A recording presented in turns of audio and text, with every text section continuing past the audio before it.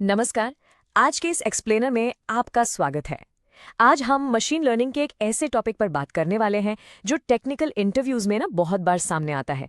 वो है feature store. तो सोचिए, आप एक इंटरव्यू में बैठे हैं और आपसे पूछा जाता है, व्हाट्स अ फीचर स्टोर? आखिर इसका सबसे सही, सबसे इंप्रेसिव जवाब क्या हो सकता है?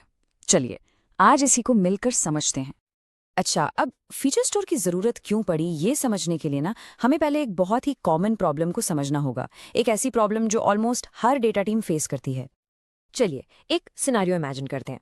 एक ही कंपनी में दो डेटा साइंटिस्ट हैं। एक काम कर रहा है फ्रॉड डिटेक्शन मॉडल पर और दूसरा चॉन प्रेडिक्शन पर। अब मजे की बात यह है कि दोनों को अपने अपने मॉडल के लिए एक ही फीचर की जरूरत है, यूजर अंडरस्कोर एज। तो अब होता क्या है, दोनों ही डेटा को प्रोसेस करके सेम फीचर को एकदम स्क्रैच से बनाते हैं। सोचिए, सेम काम दो बार हो रहा है। कितनी टाइम एंड एफर्ट की बर्बादी है ये। और बात सिर्फ मेहनत बर्बाद होने की नहीं है, ये तो उससे भी कहीं ज्यादा सीरियस है। सोचिए, अगर दोनों ने ये फीचर थोड़े से भी अलग लॉजिक से बना दिया तो क्या होगा? मॉडल्स के रिजल्ट्स में बहुत बड़ी इनकंसिस्टेंसीज आ सकती हैं। और ये छोटी मोटी गड़बड़ नहीं है, इससे पूरा का पूरा प्रोजेक्ट फेल हो सकता है। तो क्या इस प्रॉब्लम का कोई सोल्यूशन है? ऑफ कोर्स है, और वो सोल्यूशन ही है जिसकी हम आज बात कर रहे हैं। चलिए देखते हैं कि इसका हल क्या है। और ये है हमारा सोल्यूशन, द फीचर स्टोर। इसको आप एक सेंट्रल लाइब्रेरी की तरह इमेजिन कर सकते हैं। एक ऐसी जगह जहाँ सारे high quality, pre approved, ready to use features एक ही जगह पर रखे हैं। और इन्हें आप मॉडल ट्रेनिंग, जिसे हम ऑफलाइन कहते हैं, और रियल टाइम प्रेडिक्शंस यानी ऑनलाइन, दोनों के लिए यूज कर सकते हैं। इसका मेन पर्पस बहुत सिंपल है। फीचर्स को इजीली ढूंढना, उन्हें बार बार रीयूज करना और पूरी टीम के साथ शेयर करना। और इतना ही नहीं, ये फीचर वर्जनिंग को भी मैनेज करता है। मतलब आप ये भी ट्रैक कर सकते हैं कि किसी फीचर में कब क्या चेंज हुआ। इससे कंसिस्टेंसी बनी रहती है, जो कि बहुत ही जरूरी है। ओके, तो ये सेंट्रल लाइब्रेरी का आइडिया सुनने में तो अच्छा लगता है, पर ये डेटा साइंस टीम्स के लिए इतना इम्पोर्टेंट क्यों है? वेल, इसके 3 बहुत बड़े फायदे हैं। चलिए एक एक करके इन्हें समझते हैं। तो ये रहे वो 3 की बेनिफिट्स। पहला, ये फीचर इंजीनियरिंग को बहुत आसान बना देता है।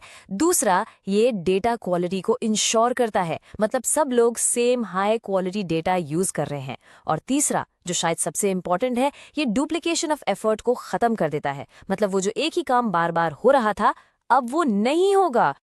ऑलराइट, तो चलिए अब वापस चलते हैं हमारे ओरिजिनल सवाल पर, वो इंटरव्यू वाला क्वेश्चन। अब जब हमने ये सब समझ लिया है, तो देखते हैं कि आप इसका एक क्लियर और कॉन्फिडेंट जवाब कैसे दे सकते हैं। तो आप सिंपली ये कह सकते हैं, a feature store is a centralised repository for ML features. ये इंपॉर्टेंट है क्योंकि ये फीचर इंजीनियरिंग को स्ट्रीमलाइन करता है, डेटा क्वालिटी और कंसिस्टेंसी को इंश्योर करता है, और सबसे बड़ी बात, डुप्लीकेटेड वर्क को कम करके टीम्स को कई ज्यादा एफिशिएंट बनाता है। Simple, clear and to the point. और आखिर में ये समझना जरूरी है कि ये सिर्फ एक टूल नहीं है, ये एमएलऑप्स की वो फाउंडेशन है, वो बुनियाद है जिसके ऊपर आप स्केलेबल एंड रिलायबल यानी बड़े और भरोसेमंद मशीन लर्निंग सिस्टम्स बना सकते हैं। तो ये हमें एक बहुत ही इंटरेस्टिंग सवाल पर लाकर छोड़ता है। जैसे जैसे फीचर स्टोर्स जैसे टूल्स कॉमन होते जा रहे हैं, क्या इसका मतलब यह है कि डेटा साइंटिस्ट को बार बार फीचर बनाने के टीडियस काम से छुटकारा मिल जाएगा? क्या उनका रोल अब और ज्यादा क्रिएटिव और स्ट्रेटेजिक मॉडल बिल्डिंग की तरफ शिफ्ट हो रहा है? What do you think?